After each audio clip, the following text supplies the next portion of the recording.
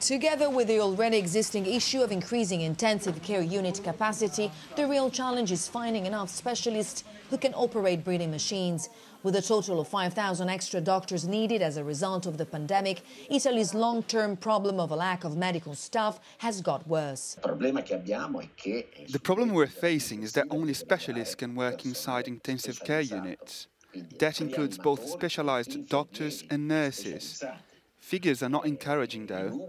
We need 2,000 doctors who can operate breathing machines.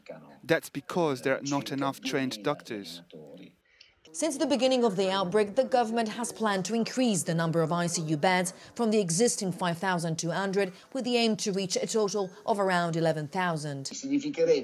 This would mean adding more beds where there are already a lack of medical staff, which means lowering the level of safety and quality of these treatments.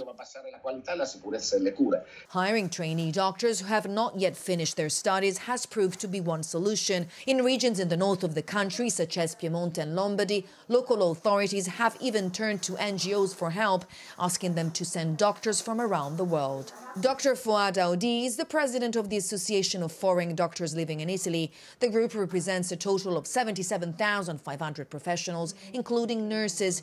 A full citizenship would normally be required in order to be hired, although given the emergency, a recent decree has allowed their applications. However, only a few of them have been taken on this way.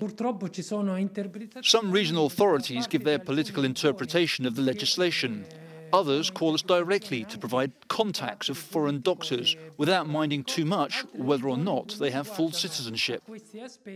Regions in Italy can make their own decisions when it comes to public health. The association has made an appeal to the government demanding that the legislation is applied in the same way nationwide. Accounting for only 8% of the country's GDP, Italy's overall investment in the health sector is below the average of other European countries, such as Germany and France, a long-standing issue that is now hindering the fight against COVID-19.